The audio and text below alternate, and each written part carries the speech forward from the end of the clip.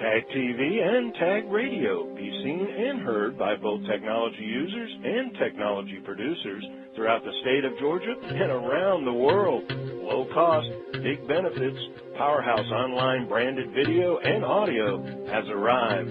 Tag TV, Tag Radio, there's a lot more to know. A new international division of labor. It all began emerging since the late 70s as globalization factors drove multinational corporations.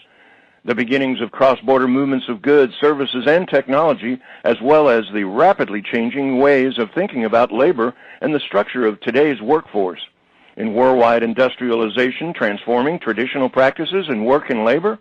Greetings, everyone. It's Friday, August 9th, 2013, and this is Tech Talk with Technology Association of Georgia President Tino Mantella. I'm your guest host, Frank Baia.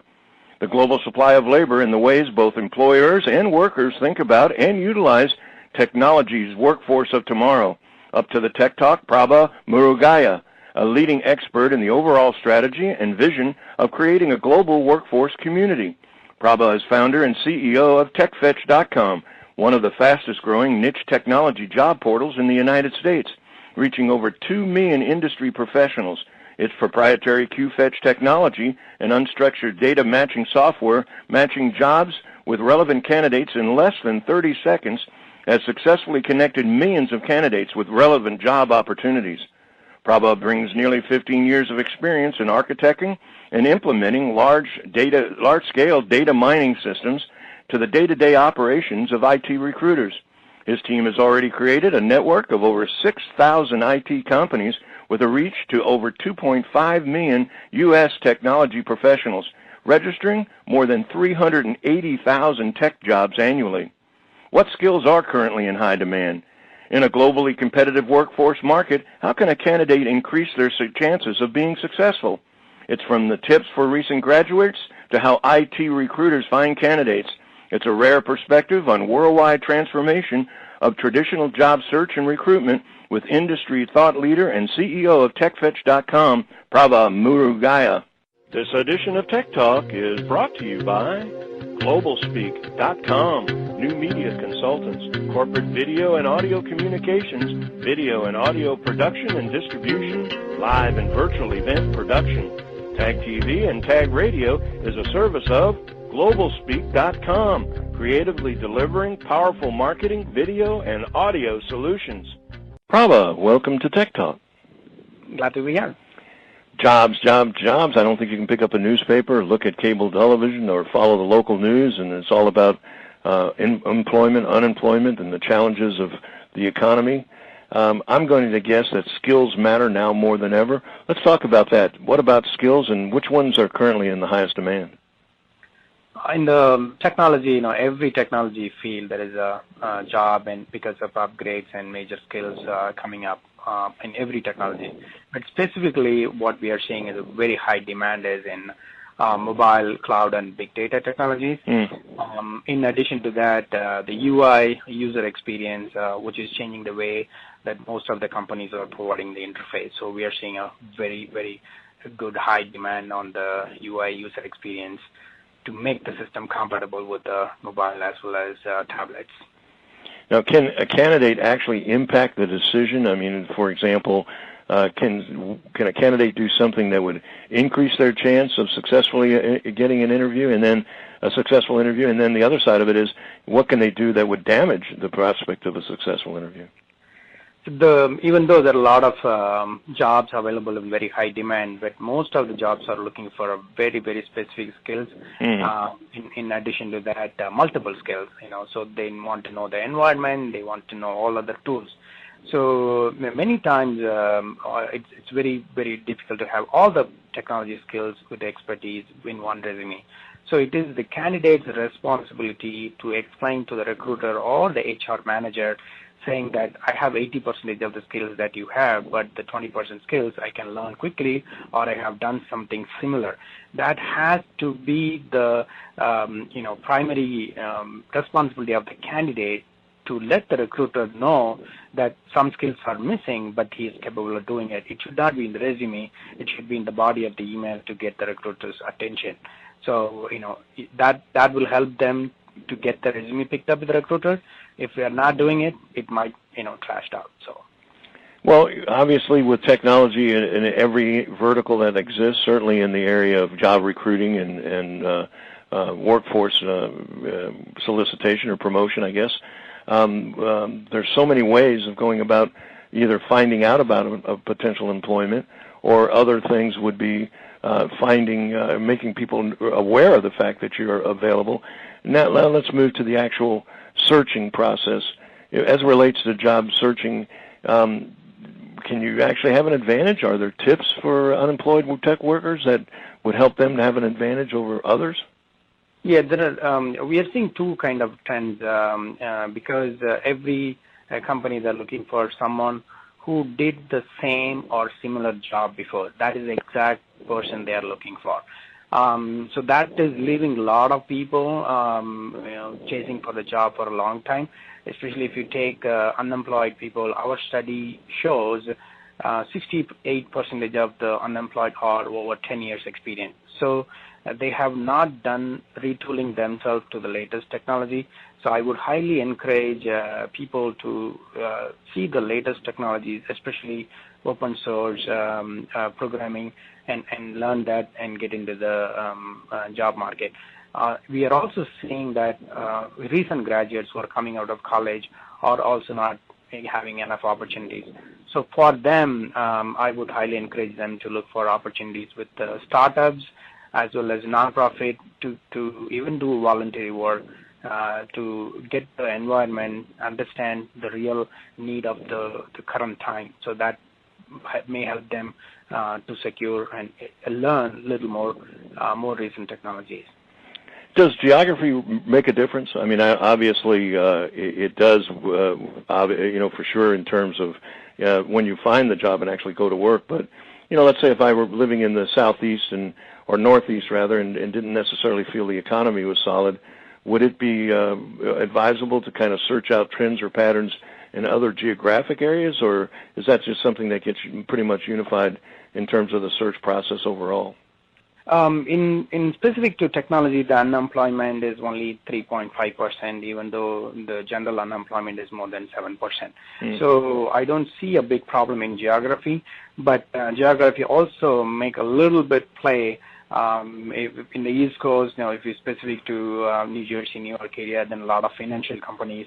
So the tools and technologies they use in that area may be a little bit different, but the demand is everywhere. But in economy, every company now, they want to optimize their system to reduce the cost, but they're investing more into the technology. So in my perspective, in technology area, geography have a little less role to play. Is it somewhat naive to talk about telecommuting and about mobility? Is that beginning to be a much more substantial play, or is that still sort of an exotic alternative? In other words, finding work that you can do remotely rather than having to go to a physical location. It's a good question. We are seeing an increasing trend and adopting remote workers, especially in the very highly skilled or very, very high demand areas, mobile development, UI development. Not many people are available. And someone, in a smaller city where they have their family and they don't want to move, or they have no chance to relocate, they are able to get the job even from the other side of the country and doing remote work. So if the candidates are really good and solid, the jobs will come and chase them so they can work wherever they want. Well, you mentioned good and solid candidates. Give us some insight how does a recruiter make that choice? How do you find the right candidates? One simple rule is every company, they look for a candidate who did the same or similar job so that the learning curve will be very short. So somebody, they want them to come and work the next day. That is the primary objective of any hiring manager's interest. But at the same time, even though it is lesser in terms of skills or experience, but showing a very good attitude that, I am capable of doing this, I have done this, I can learn in this way, this is nothing difficult. So it is the burden is on the candidate's shoulder to prove themselves that they are capable of doing it. And they have to come up saying that I don't mind working 2 weeks, and if I'm not able to pick up, I can join after 2 weeks on a temporary basis. Something like that will give a better chance for them, someone not exactly a fit. Now, you were talking earlier about the dramatic difference in terms of the unemployment rate in the tech industry versus the traditional fields. Do you see that remaining constant, even though there's a lot of talk about, whether it's healthcare issues or full-time versus part-time or even general economic conditions? Do you see the tech sector still remaining strong as far as employment is concerned? As per our study, the tech industry is going to create a lot of jobs, and the number of people who are available right now is the gap between supply and demand is very high. Let's put the real numbers perspective. IT industry is growing about 5% approximately a year, creating about 200,000 jobs. And the new technologies that is coming up, especially in the mobile, cloud, and big data, is going to add another 300,000 jobs a year. So we are, looking at about 500,000 new jobs, potential new jobs can be created. And if you see where is the supply, that 500,000 people, how are we going to create, where are they going to find these people? In the supply side, we're seeing about 100,000 computer science graduates coming out of U.S. universities, just 100,000. And probably the immigration, visas, and other thing will bring another 200,000 people maximum on a temporary basis. Still, we have a 200,000 gap that we are expecting in 5 years, which is about 1 million jobs unfilled. So we have a potential opportunity to create $100 billion additional economy in the tech industry. It's going to increase the salaries, it's going to increase the demand, and it's going to widen the gap of supply and demand. So it's going to be a little more harder to find the right people moving forward. Well, both challenges and opportunities, but the opportunities sound incredible. I guess, my last question, Prabha, would be, what can you do, what do you see happening to, say, fill some of that deficit? Is there anything we can do? I mean, obviously, there's only a certain level of education and the time frame it takes to train and educate people. Is it just a case where, because, I mean, obviously, without the human resources, the growth would have to slow down. Isn't that correct? Unless you're starting to get into things like, computers, building computers kind of a thing. Yeah, absolutely. That we have an opportunity, but I think the mindset and the commitment should come from both sides, from the job seeker side as well as on the company side. We cannot create a 5-year experience talent the next day. It takes 5 years. Yeah. So, every time when the companies or hiring managers looking for 5+ years experience people, they cannot clone somebody to create the talent. So they should have a mentality or give opportunity to recent graduates, bring them on board, and take the responsibility to train them and give them opportunity.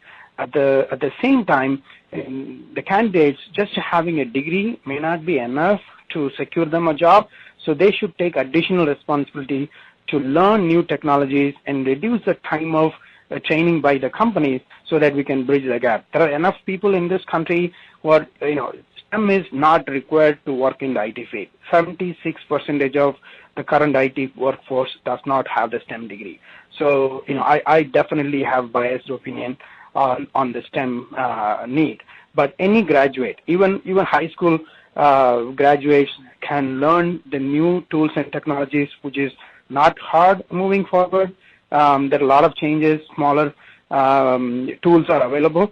So I see we have a potential opportunity to create all the jobs, right here. Well, great insights, even better advice. Prabha, thank you for taking time out of your busy schedule to join us for a few minutes on today's Tech Talk. Thank you.